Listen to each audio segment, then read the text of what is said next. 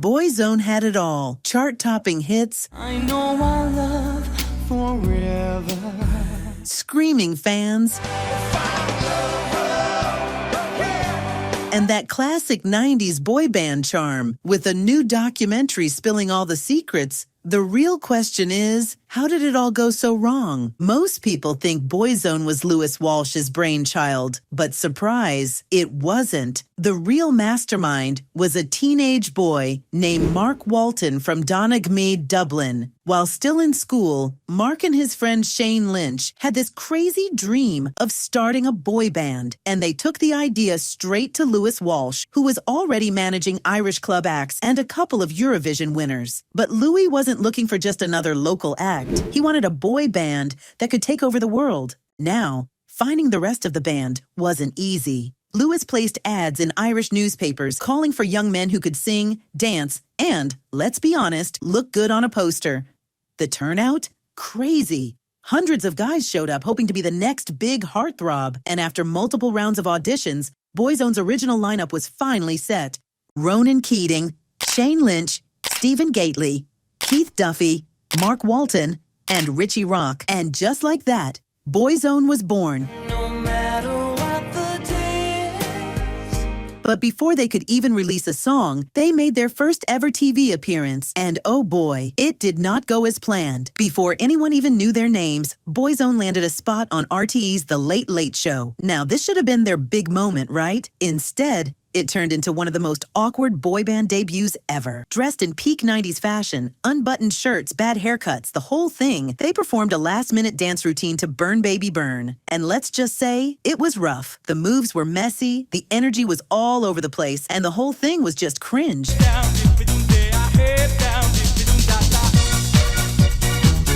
Even Louie Walsh later admitted that it was a total disaster. But somehow, instead of ruining them, it got people talking. Boyzone wasn't even famous yet, and the drama had already started. First, Mark Walton, the guy who literally started the band, was pushed out. Then, Richie Rock got kicked out for skipping rehearsals and gigs. And just like that, the group was down to 4 members. But they didn't stay that way for long. Enter Mikey Graham, who originally didn't make the cut at auditions, but got a second chance after Richie was out. And with Mikey on board, the final Boyzone lineup was set. Now here's where Louie Walsh really worked his magic. He didn't just manage Boyzone. He made them famous, and he had a secret weapon, gossip. Louie knew that keeping Boyzone in the headlines was just as important as their music. So what did he do? He straight up fed fake stories to the tabloids. One of his favorite tricks? Spreading rumors about the band members dating celebrities. Like the time he leaked that Stephen Gately was dating Baby Spice. And guess what? It worked. Boyzone was suddenly everywhere. Posters, magazines, TV interviews, you name it. And within a few years, they became one of the biggest boy bands in the world. So let me take your hand. But that didn't happen overnight. Back in 1994, they were grinding it out, playing in pubs and clubs across Northern Ireland, hoping someone would take notice. And finally, someone did. That year, they landed a deal with Polygram, and their first official release was a cover of the Four Seasons hit, Working My Way Back to You. Yeah, I'm really sorry. It didn't exactly shake the world, but it did hit #1, 3 in the Irish charts. Pretty solid for a bunch of fresh-faced lads. Then came their real breakthrough, Love Me for a Reason. Originally an Osmonds classic, Boyzone's version came out in December 1994 and got a major boost when they performed it on the Smash Hits Roadshow. It's only words, and words are all. The song shot up to #1, 2 in the UK charts, only missing out on the top spot because East 17's Christmas hit, Stay Another Day, Baby, if you got to go away. refused to budge. By 1995, Boyzone had serious momentum. That August, they dropped their debut album, Said and Done, and it was an instant #1, one in both Ireland and the UK. The album had some of their most loved early hits, including Key to My Life and So Good, which both charted at #3 in the UK, and Father and Son, a Cat Stevens cover, which went to #2 in the UK. Fun fact, Father and Son was actually the song Ronan Keating auditioned with when he first joined the band. Safe to say it worked out for him. But 1995 wasn't all smooth sailing. Mikey Graham took a bad fall from a horse, injuring his neck and spine, while Shane Lynch broke his ankle in a bizarre accident. He was going over a stream to fetch a basketball. Their injuries forced them to tweak their UK tour, but Boyzone pushed through. The year ended on a high note, though. They won Best New Act at the Smash Hits Poll Winners Party. Boyzone kicked off 1996 with a Brit Award nomination for Best International Newcomer. But then the tabloids went wild. News broke that both Mikey Graham and Keith Duffy's girlfriends were pregnant, and rumors started flying that Boyzone was done for. Of course, that couldn't have been further from the truth. Instead of breaking up, they proved everyone wrong by dropping another number. One album. A Different Beat came out in November 1996, selling over 2 million copies worldwide. It gave them their first ever UK #1. One single with their cover of the Bee Gees' classic Words. It's only words. Other fan favorites from the album included A Different Beat and Isn't It a Wonder? And to wrap up the year, they absolutely cleaned up at the Smash Hits Poll Winners Party, taking home 6 awards. By 1998, Boyzone wasn't just huge in the UK, they had officially gone global. Their third album, Where We Belong, showcased their own songwriting, proving they weren't just about covers anymore. And the numbers were absolutely insane. The album sold over 3 million copies worldwide. It featured some of their biggest hits, including All That I Need, which stayed 6 weeks on the MTV Asia charts. Yes, Asia. Baby, Can I Hold You? Baby, can I hold you tonight? And No Matter What? That's all that matters to me. And No Matter What? That song was a monster hit. Originally written for Andrew Lloyd Webber's musical Whistle Down the Wind, it sold over 4 million copies worldwide, making it the biggest-selling single by a boy band ever at the time. It even won Song of the Year in 1998. By 1999, Boyzone was everywhere.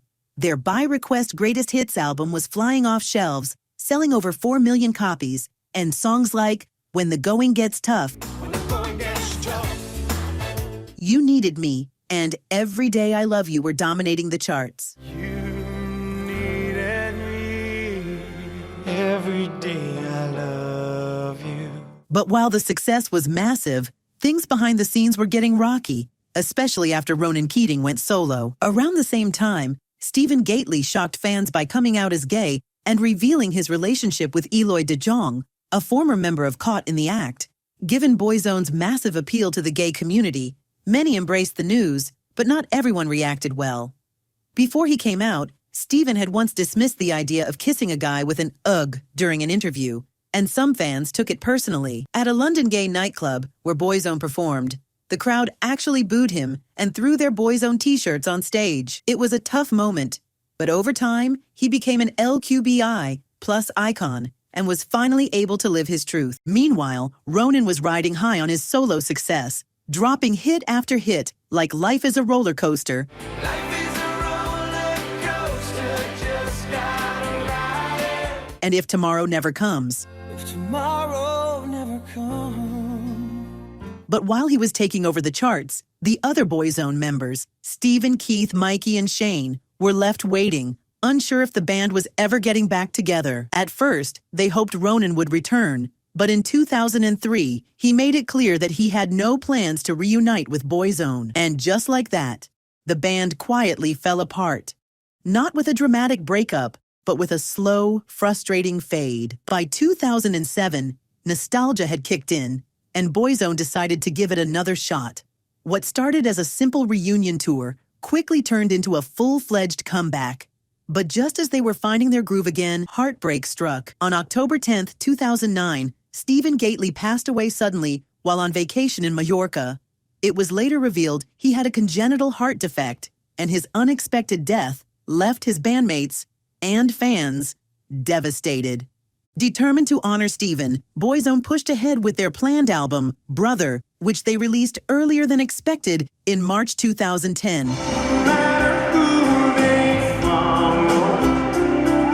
The The album, featuring 2 songs Stephen had recorded before his passing, was a love letter to their fallen brother. It went straight to #1 in both Ireland and the UK, selling hundreds of thousands of copies. Boyzone kept going for a few more years, even celebrating their 25th anniversary with a tour in 2018. They released Thank You and Good Night, an album featuring songs written by Sam Smith I know I'm not the only one. and Ed Sheeran, Perfect tonight. giving their sound a fresh update. But by this point, they all knew the truth. Boyzone just wasn't the same without Stephen. Rumors swirled about a possible 30th anniversary reunion in 2023, but Ronan Keating shut them down fast, saying there was no Boyzone without Stephen. And with that, the band that ruled the 90s officially said goodbye. Once the music slowed down, their lives took some wild and unexpected turns. Some soared to even greater heights, others found solace in quieter lives, and one was tragically taken far too soon. If there was one Boyzone member who kept the pop star dream alive, it was Ronan Keating. With over 20 million records sold worldwide, smash hits like Life is a Roller Coaster Life is a roller coaster, just gotta ride it. and When You Say Nothing at All, When you say nothing at all. and a career that saw him become a judge on the X Factor Australia and The Voice Australia, the 48-year-old became the most successful member of the group. He even dipped his toes into acting, starring in the war drama Another Mother's Son in 2017. Fashion singing. You are Joseph family. With all these diverse sources of income, Ronan Keating's net worth is estimated to be around £35 million, approximately $45 million. But his personal life was also a roller coaster. He married Yvonne Connolly in 1998, had 3 kids, and then, boom, divorce in 2010. But love came knocking again in the form of TV producer Storm Achtritz, whom he married in 2015. Their son, Cooper, was born in 2017. Keith Duffy, now 50 years old, was never one to fade into the background. After Boyzone, he went straight into acting, landing a role as Ciaran McCarthy on Coronation Street, Well, who needs candles? You light up the room.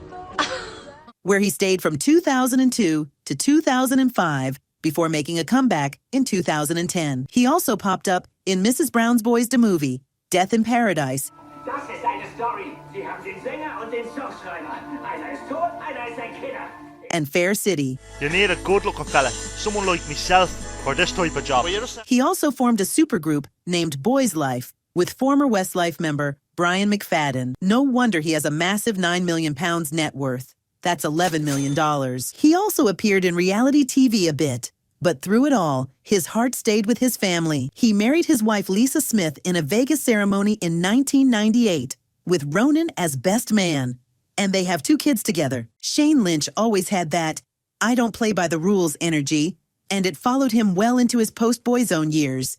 He once admitted that during his time in the band, he'd start drinking at noon and keep going until nightfall, using alcohol to numb his feelings.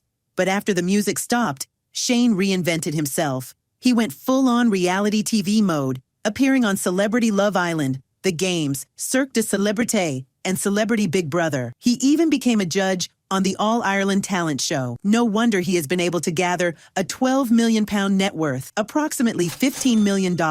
Away from the cameras, the 48-year-old found happiness with his wife Sheena White, and they have 2 daughters together. Mikey Graham never craved the spotlight like some of his bandmates, but when he did step into it, he made it count. He was a finalist in Ireland's Eurovision selection show in 2010, competed in Celebrity Apprentice Ireland in 2013, and even had a stint on Dancing on Ice.